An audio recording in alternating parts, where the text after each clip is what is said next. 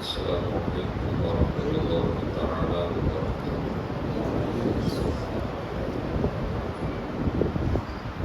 الحمد لله رب العالمين، والصلاة والسلام على أشرف الأنبياء والمرسلين وعلى آله وأصحابه وذرياته وأهل بيته أجمعين، أما بعد. فأعوذ بالله من الشيطان الرجيم. بسم الله الرحمن الرحيم. إن الله يرزق من يشاء بغير حساب. صدق الله مولانا العظيم، وصدق رسوله النبي الأمين المتين الرؤوف الكريم، ونحن على ذلك لمن الشاهدين والشاكرين، والحمد لله رب العالمين إلى يوم الدين.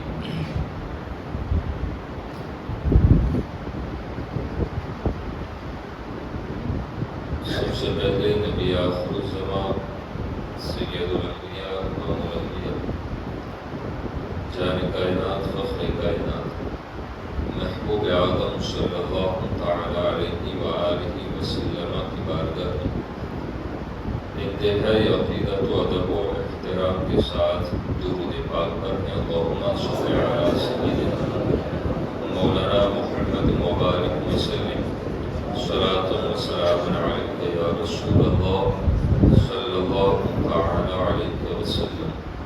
سرورہ شاہ کریمہ دستگیرہ شرفہ حرمت روح پیمبر یک نظر تم سوئمہ غوث اعظم بمن بے سر و سامہ مدد قبلہ دی مدد کعبہ مدد قادر یم نعرہ غوث اعظم من زنم دمدر شاہ احمد رضا خان قطب عالم من زنم.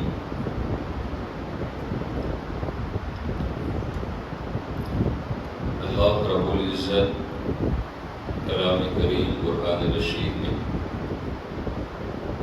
ارشاد فرماتا ہے ان اللہ یرزق من یشاء بغیر حساب. سیدھا سا مطلب یہ ہے بے شک اللہ جسے چاہے بے حساب رزق عطا فرماتا ہے.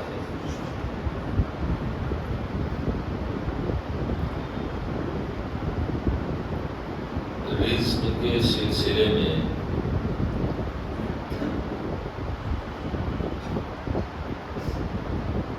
سب سے زیادہ احتیاط نہ برتنے والی قوم وہ ہماری بن چکی ہے. گزشتہ جمعہ کی گفتگو اگر یاد ہوگی تو اسی سلسلے سے کچھ کڑی ملی ہوئی میں آج گفتگو پیش کروں گا.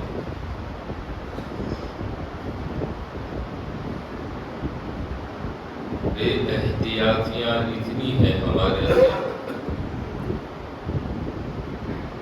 کہ رزق کہاں سے کمانا ہے کہاں سے لینا ہے اور اسے لے کر کہاں خرچ کرنا ہے اس تعلق سے قوم مسلم بالکل غافل ہو چکی ہے.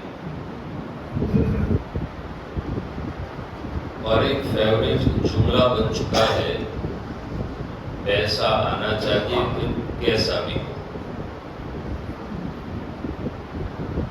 پیسہ آنا چاہیے پھر وہ کیسا بھی ہو. ان الفاظ کے اوپر قوم نے کبھی توجہ بھی نہیں دی ہے کہ وہ اپنے الفاظ کون سے نکال رہا ہے. اور ایک چیز میں ابتداءً بتا دوں، شریعت مطہرہ کا کوئی بھی حکم ظاہر پر لگتا ہے باطن پر نہیں لگتا. الفاظ جیسے ادا ہوں گے حکم ویسا ہی شریعت مطہرہ کے مطابق ملتا جائے گا. الفاظ نکالنے سے پہلے قوم کو احتیاط برتنا یہ لازم ہے. اور اسی لیے رسول اللہ صلی اللہ علیہ وآلہ وسلم نے جو فرمایا من سکت نجا، جو خاموش رہا وہ کامیاب ہو گیا. مطلب کیا؟ ہر جگہ پر خاموش کا حکم بھی نہیں ہے. مطلب یہ ہے کہ جتنا تم احتیاط کے ساتھ گفتگو کرو گے، جتنا تم الفاظ کو ناپ تول کر بولو گے، جتنا تم اپنے الفاظ کے اوپر غور کر کے بولو گے، تو شریعت کی پکڑ سے بھی بچ جاؤ گے اور لوگوں کے سامنے ذلیل و رسوا ہونے سے بھی بچ جایا کرو گے۔ انسان رسوا کب ہوتا ہے؟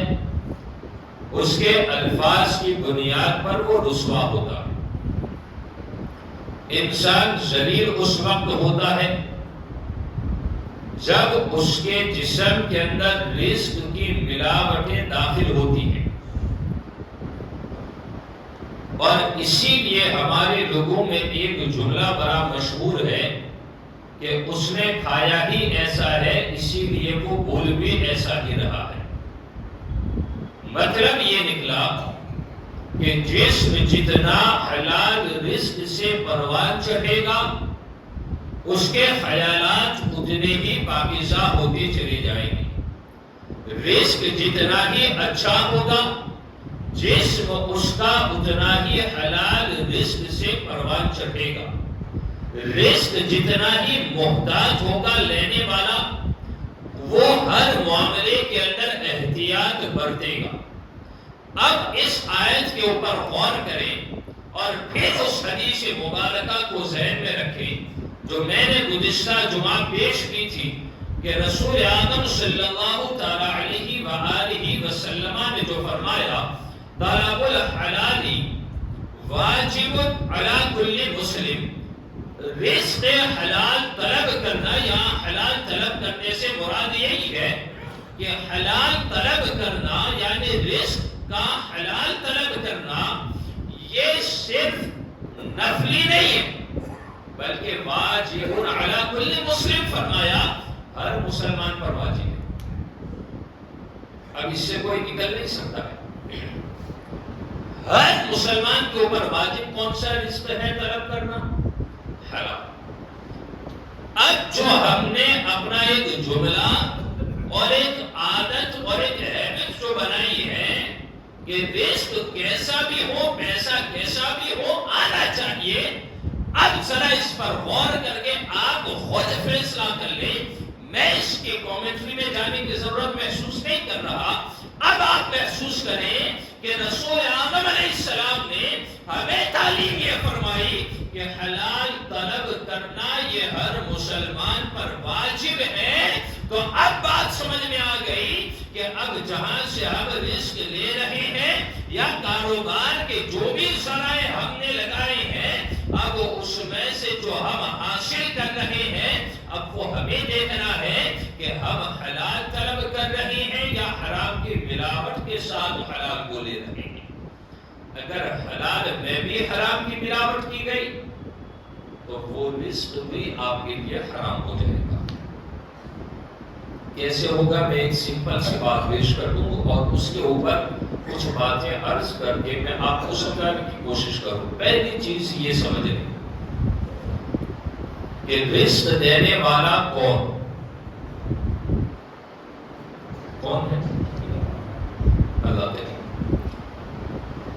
اس کے سوا روزی دینے والا کوئی نہیں۔ فرشتہ روزی پہنچانے پر مقرر ہے، لیکن حقیقت میں دینے والا کون ہے؟ اللہ۔ کیا ہمارا ایمان اتنا کمزور ہو گیا کہ اس دینے والے کے اوپر ہم نے بھروسہ بھی کم کر دیا؟ حالانکہ اس نے وعدہ کیا اور یہ بھی تو اعلان فرمایا کہ بے شک اللہ جسے چاہے بے حساب رزق عطا فرماتا ہے۔ اب وہ جسے چاہے دے۔ اب ہمیں طلب یہ کرنا ہے کہ مولا تو میرے لیے حلال ذرائع کا انتظام فرما، اور جس میں میں محنت کروں اسی کے اندر تو بلائی والا رزق عطا فرما، اور میری ضرورتیں پوری ہو جائے اس کا انتظام تیرے غیب سے تو فرما دے۔ پھر آپ دیکھیں کہ اس کے اندر برکتیں وہ آپ خود محسوس کریں گے۔ لیکن ہم نے ایک پلاننگ کر لی ہے، میں اس کے برابر کیسے ہو جاؤں؟ اب چاہے وہ کہیں سے بھی آئے، چاہے وہ کیسا بھی ہو، چاہے میں کہیں سے بھی لے کے چلا ہوں، بس مجھے برابری لیول کے اندر آ کر کھڑا رہنا ہے۔ کیا کبھی غور کیا ہم نے؟ اس لیول میں آنے کے لیے ہم نے ہمیشہ کے لیول کو کھو دیا ہے۔ ہمیشہ کی جو زندگی ہے وہ آخرت ہے، ہمیشہ کا جو مکان ہے رہنے کا وہ آخرت ہے، اور یہ جو کچھ ہے وہ صرف اور صرف ہم لوگ امتحان سے گزر رہے ہیں۔ اگر یہاں پر ہم کامیاب ہو گئے امتحان کے اندر تو اس کا رزلٹ ہمیں بروز حشر اللہ اپنے دیدار اور جنت کا مقدس مکان عطا فرمائے گا۔ اب حدیث مبارکہ، اور اس حدیث کی راویہ حضرت عائشہ صدیقہ سلام اللہ تعالی علیہا اور ابن ماجہ شریف کی یہ حدیث، اور اس حدیث پر غور کرنے کے بعد افسوس تو یہ ہے ہمیں کہ تبدیلی اس قوم کے اندر آ نہیں رہی ہے، اور اس کا آپ جائزہ اگر لینا چاہیں تو بہت اچھی طرح ان ایام کے اندر لے سکتے ہیں۔ اور وہ کیسے ہیں شاید کہ آپ نے اس کو نوٹ کیا ہو یا نہ کیا ہو، میں کچھ چھوٹی باتیں بھی اپنے ذہن میں اسے ٹک مار کر کے رکھ دیتا ہوں۔ قوم کی بربادی کا سبب کیا ہے؟ اور قوم یہ دعویٰ بھی کرتی ہے کہ دعا کریں اللہ ہدایت عطا فرمائے، تو رب نے تو ہدایت کے راستے ہمارے لیے بڑے آسان رکھے ہیں، بلکہ اس اللہ کے کائنات نے بے ایمان والوں کے لیے بھی راستے رکھے۔ میں اس کی ایک سرسری مثال پیش کر دوں، درس قرآن میں بات گزری تھی۔ اللہ کریم فوراً کسی بندے کی اس کے گناہ پر پکڑ نہیں کرتا، فوراً پکڑ نہیں کرتا، کافر کی بھی جلدی پکڑ نہیں کرتا، ایمان والے کی بھی نہیں کرتا۔ مفسر نے دونوں باتیں ذکر کی۔ ایمان والے کی وہ عمر، لمبی عمر والی بات کہ رسول آدم علیہ السلام نے جو فرمایا، پوچھنے والے نے پوچھا تھا نا، اور اس کا مفہوم میں آپ کے سامنے پیش کر دوں۔ پوچھنے والے نے یہی تو پوچھا تھا کہ لمبی عمر جسے ملے تو اس کے لیے یہ بہتر ہے یا خراب ہے؟ سب سے بہتر چیز اور سب سے پوری چیز، تو اس کا مفہوم یہ ہے کہ جسے لمبی عمر ملتی ہے وہ اس کے لیے اس کے حق میں اس وقت بہتر ہے کہ وہ ان دنوں کے اندر اللہ کی بارگاہ میں سچی توبہ کرے اور اپنے اعمال کو سدھار لے، تو لمبی عمر اس کے حق میں بہتر ہے۔ اور اگر وہ لمبی عمر پا کر اگر وہ گناہوں کے اندر ہی پھنستا چلا جاتا ہے تو اس کے لیے وہ چیز اچھی نہیں ہے، بلکہ وہ چیز اسے جہنم میں لے جانے کا سبب بن جاتی ہے۔ ایمان والے کو بھی لمبی عمر ملتی ہے، غیر کو بھی لمبی عمر ملتی ہے۔ اہل ایمان کو اللہ ان کے گناہ پر فوراً پکڑ نہ کرنا، اور ایمان والا سمجھے کہ میں تو اپنی زندگی گزارتا ہوں، میں تو کہیں سے بھی رزق حاصل کر لوں، میں تو ترقی کی طرف چلا جاؤں، یہ تو صرف افواہی باتیں ہیں۔ تو یاد رکھ لو عزیزو، اللہ تبارک و تعالی ہمیں مہلت دیتا ہے کہ بندہ تو توبہ کر لے، میری بارگاہ میں پلٹ کر چلا آ، میں گناہوں کو معاف فرما دوں گا، اور اگر تو نے توبہ نہ کی تو پھر تیرے لیے بڑی مثالیں بھی رکھی ہیں۔ شداد کی سیرت کو اٹھا لے تو شداد کو بھی اللہ نے ملک عطا کیا، ملکیت بھی عطا کی، توبہ نہ کی تو اللہ نے اسے ختم فرما دیا۔ فرعون کو اٹھائے تو اس کو بھی دریائے نیل کے اندر غرق فرما دیا۔ آپ تاریخ پڑھیں تو تو پھر اس کے اندر تاریخ و سیرت میں آپ کو تمام بات ملتے چلے جائیں گے. تو بات اتنی سی ہے کہ اللہ اہل ایمان کو مہلت دیتا ہے کہ وہ توبہ کر لیں، لیکن قوم اس طرف آنے کے لیے تیار نہیں ہے. اور کافر کو مہلت دیتا ہے اللہ تاکہ وہ توبہ کر کے دولت ایمان حاصل کر لیں. لیکن رزق کا دار و مدار بہت اہمیت رکھتا ہے. کہ رزق اگر حلال ہے ذہن بھی اچھی سوچ پیدا کرے گا. رزق اگر حلال ہے دل میں خیالات بھی اچھے پیدا ہوں گے. رزق اگر حلال ہے تو جس اولاد کو ہم کھلا رہے ہیں ہمیں دوسروں سے تمنائیں کرنے کی ضرورت نہیں پڑے گی، بلکہ وہ ہماری وفادار بن کے ہمیشہ ہمارے ساتھ کھڑی رہے گی. اب اس کے اوپر حضرت عائشہ صدیقہ رضی اللہ تعالی عنہ کی روایت کردہ اس حدیث پر غور کریں. عن عائشہ ام المؤمنین رضی اللہ تعالی عنہ اذا سبب اللہ لأحدکم رزقا من وجہ فلا يدعوه حتى يتغیر او يتنکر له. اب اس حدیث پاک کا جو خلاصہ اور مفہوم جو ہے قوم کے اندر ان چیزوں کو بھی دیکھا گیا کہ اللہ نے ایک جگہ سے رزق کو اس کا انتظام کر دیا تو پھر وہ بندہ اسے خود بخود ترقی کی طرف دیکھتا ہے، برکتیں ملتی ہیں، اس کے باوجود اسے ٹھوکر مار کر وہ دوسرے کی طرف چلا جاتا ہے کہ اب اس سے میرا دل اکتا گیا ہے، اسے اب مجھے بند کر دینا چاہیے. اب وہ مارکیٹ میں نیا آیا، یہ پرانے کو چھوڑو، حالانکہ وہاں سے اللہ رزق اسے دے رہا ہے لیکن بندہ خود بخود اسے بند کرتا ہے.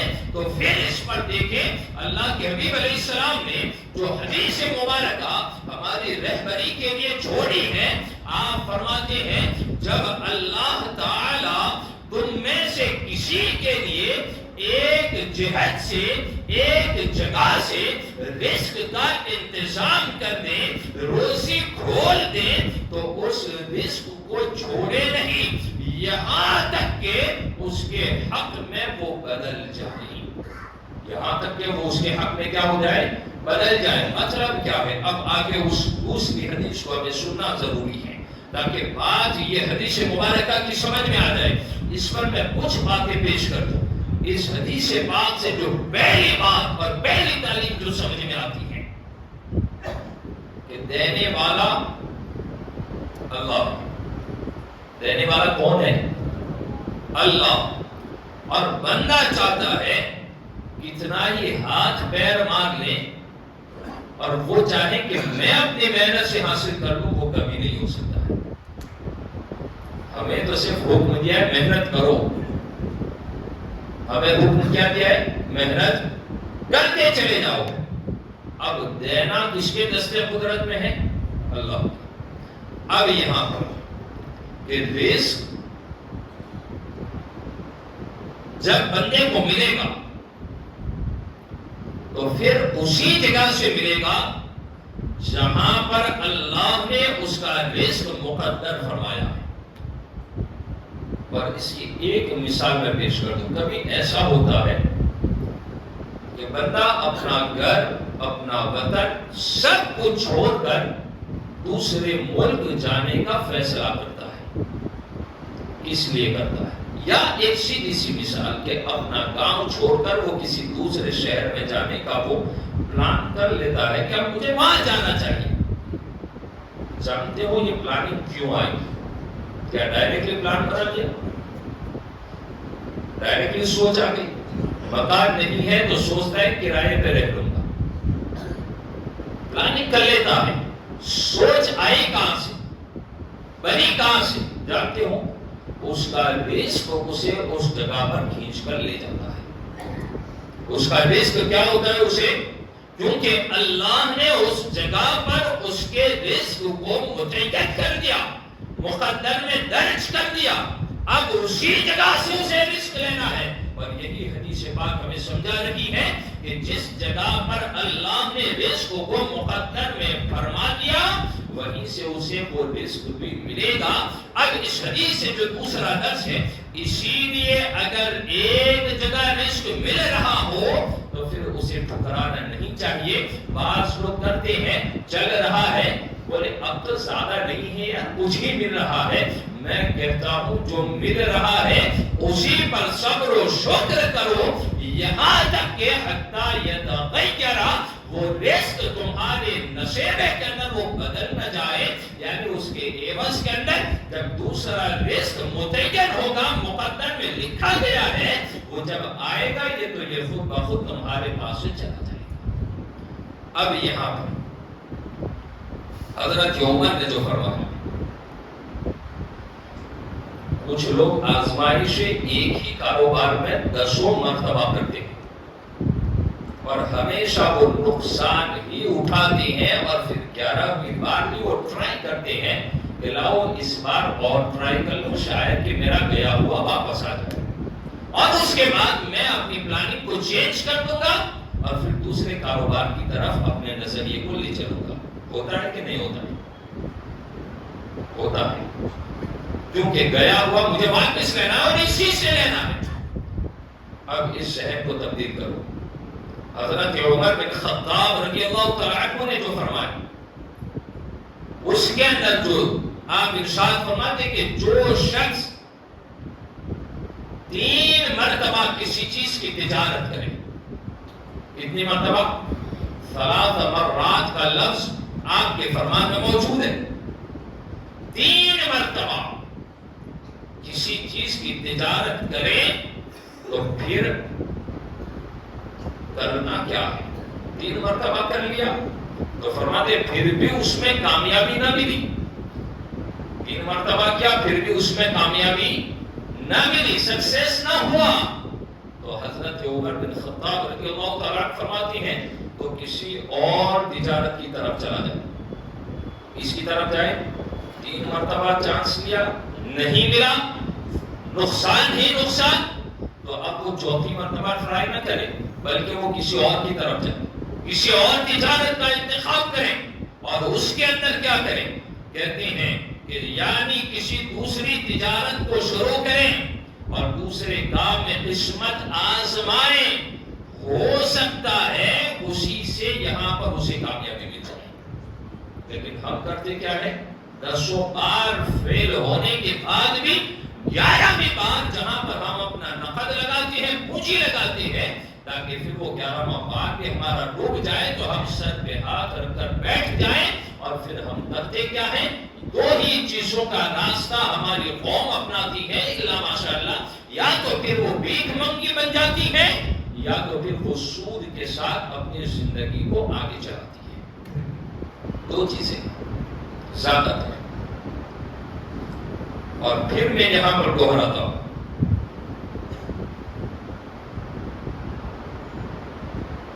کہ جو عادت ہم نے لگوائی ہے نا، بالکل توانا تندرست، ہم سمجھتے ہیں کہ دے دو اسے۔ میں نے کاؤنٹنگ کر کے بھی آپ کو اس سے پہلے بھی بتایا تھا، عادت ہم نے خراب کی ہے تاکہ وہ محنت نہ کرے، ہم نے اسے لٹھ باز بنا دیا، اور پھر ہم کہتے ہیں بڑا توانا ہے، بڑا مضبوط ہے، اور پھر بھی بھیک مانگ رہا ہے۔ میں کہتا ہوں اس کا قصور اپنی جگہ پر ہے، سب سے زیادہ قصوروار ہم لوگ ہیں۔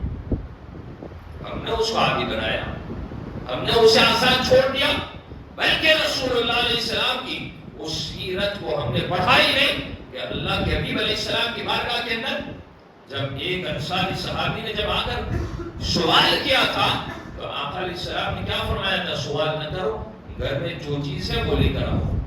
بولے 2 چیزیں ہیں یا رسول اللہ، ایک پیالہ ہے، ایک ٹاٹ ہے، اس کے سوا میرے گھر میں کچھ نہیں ہے۔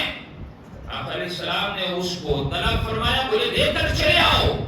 رسول اللہ علیہ السلام کی بارگاہ میں جب وہ صحابی لے کر آئے، ساز و سامان 2 چیز ہیں، ٹاٹ ہے، پیالہ ہے۔ سرکار علیہ السلام نے صحابہ کرام کو جمع فرمانے کے بعد آپ نے اعلان فرمایا تھا، یہ 2 چیزیں کون خریدے گا؟ یہ 2 چیزوں کو کون خریدے گا؟ تو ایک صحابی اٹھا اور کہا یا رسول اللہ، ایک روپیے میں، یعنی دینار درہم کا جو زمانہ تھا، میں آپ کو روپیے کی شکل میں سمجھاتا ہوں، بولے اس کو ایک کے اندر میں خریدتا ہوں۔ رسول اللہ علیہ السلام نے دوبارہ بولی لگے، فرمایا اسے کون خریدے گا؟ دوسرے نے کہا 2 کے عوض میں اسے خریدا۔ رسول اللہ علیہ السلام نے دونوں سامان ان کے ہاتھ پر دیے اور پھر صحابی سے کیا کہا؟ بولے ایک سے گھر کا انتظام کر لو اور ایک سے بازار سے کلہاڑی لے کر چلے آؤ اور پھر میرے پاس آؤ۔ رسول اللہ علیہ السلام کی بارگاہ میں وہ حاضر ہوا۔ اللہ کے حبیب علیہ السلام نے اس کلہاڑی میں اپنے ہاتھ سے ڈنڈا لگا دیا اور پھر کہا جاؤ جنگل کی طرف، لکڑیاں کاٹو، لکڑیوں کو بازار میں بیچو اور پھر 15 دن تک میرے پاس نہ آنا، اس کے بعد میرے پاس آنا۔ کیا فرمایا؟